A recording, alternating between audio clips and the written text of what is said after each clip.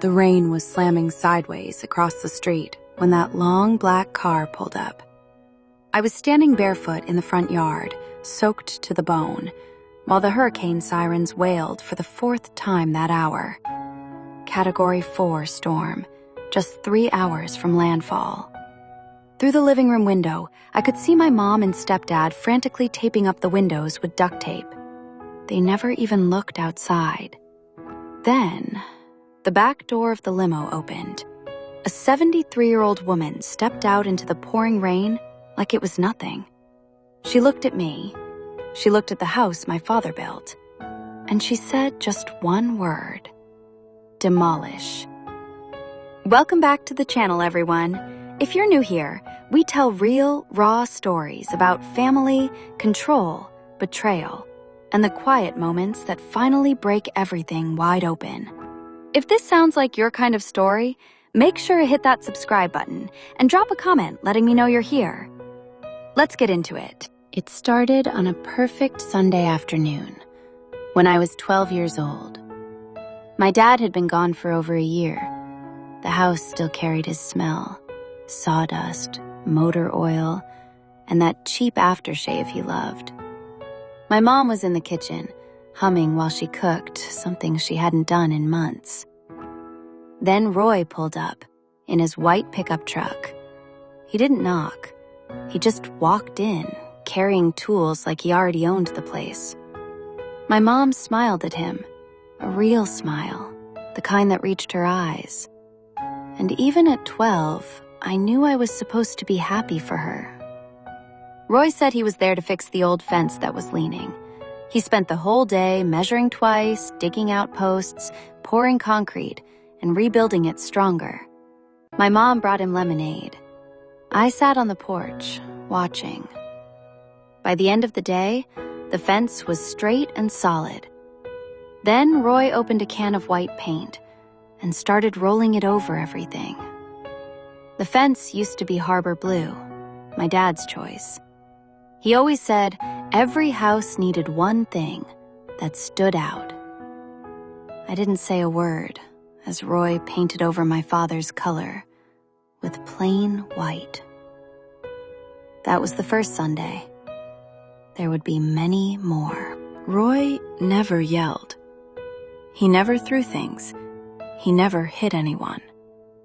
What he did was much quieter and way more effective. He slowly erased my father from the house, one piece at a time. Family photos started disappearing from the walls, first one, then another. Within months, the only picture of my dad left was a tiny photo I kept hidden in my sock drawer. He changed the phone number and told me my grandmother didn't want to talk to me anymore. He opened all the mail first.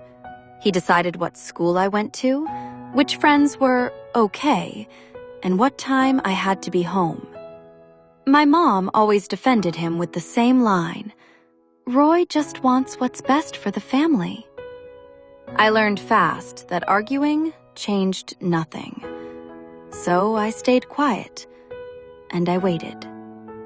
I kept the only thing that still felt like mine, my dad's old pocket watch. I wound it every single morning, like a ritual. It was cracked and loud, but it still worked. It was the one thing in that house Roy couldn't control. Years went by. Roy kept rearranging the house until it barely felt like the one my father built. My old bedroom, the one my dad built with his own hands, became storage. The sun still came through the window, but now it only lit up cardboard boxes. My grandmother stopped visiting. Roy made sure of that. I was 28 when I finally found the truth. I came home early one day and went looking for old documents in the back room. Instead, I found a shoebox full of statements from my father's life insurance policy. A policy that was supposed to go to me, when I turned 25. $83,400 was gone. Roy had been taking the money for years, and my mother had signed the paperwork, giving him permission. I sat on the floor, between paint cans, and felt something inside me finally break.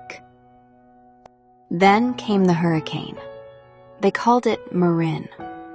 By the time it was heading straight for us, it was a dangerous Category 4. Roy refused to evacuate. He said the house had survived every storm since my dad built it. What he really meant was this house was the last thing that made him feel in control. That night at dinner, I finally confronted him. Roy, I found the insurance statements. $83,000. Where did it go? The room went dead silent. He looked at me with those cold, calm eyes and said, "That money went into this house. You owe this family, Francis." Then he pointed at the door. "Get out. When you learn some respect, you can come back in." My mother said nothing. She just stared at the floor. I walked outside. Behind me, I heard the deadbolt lock. Then the chain. The rain was coming down hard now. I stood barefoot in the yard with nowhere to go, no shoes, no real friends to call, and a hurricane bearing down. 11 minutes. I counted every single one. Then headlights appeared. That long black car slowly rolled up the street and stopped at the end of the driveway. The same 73-year-old woman stepped out into the storm. My grandmother. She looked at the taped-up windows, the locked door, and me standing there, soaked and shaking. She said one word again. Demolish. That night changed everything. She took me to a hotel she had booked days earlier, because unlike Roy, she actually prepares.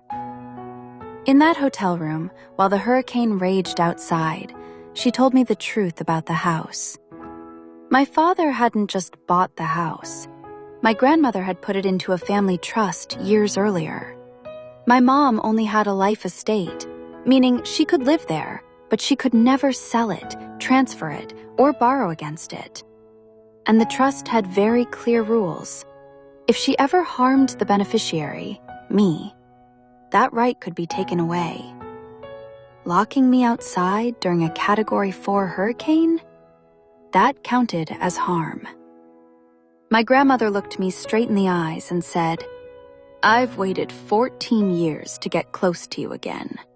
If they won't leave peacefully, I will tear that house down and rebuild it from the ground up. It's what I do." The legal battle that followed was intense. We discovered Roy had even tried to take out a $35,000 loan against the house he didn't legally own, and the cosigner signature looked forged. The neighborhood turned against me for a while. Roy posted online, painting himself as the victim, a hard-working stepdad whose evil mother-in-law was trying to steal the family home after a natural disaster. Some people believed him. They called me ungrateful. They prayed for Roy. But the paperwork didn't lie. After weeks of tension, court dates, and emotional exhaustion, the judge ruled in our favor. Roy and my mom had 14 days to leave. On moving day, I stood across the street and watched them load the truck. My mother looked at me one last time and said quietly, "Your father would be proud." Then they drove away. A few weeks later, I bought paint, the exact harbor blue my dad had chosen all those years ago. I spent the whole day repainting the fence, board by board, covering up Roy's plain white with my father's color. My neighbor Meredith sat on the porch with lemonade and told me old stories about my dad. For the first time in years, the house finally felt like home again. 6 months later, things had settled. Roy was working construction again. My mom sent a Thanksgiving card with just her name on it. I kept it on the mantle next to a photo of my dad. I still work at the lab. I still wind my father's pocket watch every day. The fence is blue again. The house my dad built is still standing, stronger than ever.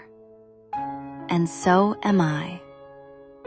If this story hit you, drop a comment and tell me, have you ever had to fight for something that was always supposed to be yours? Or are you still waiting for the right moment to stand up for yourself? Let me know below. And if you know someone who needs to hear a story about boundaries, family control, and taking your power back, share this video with them.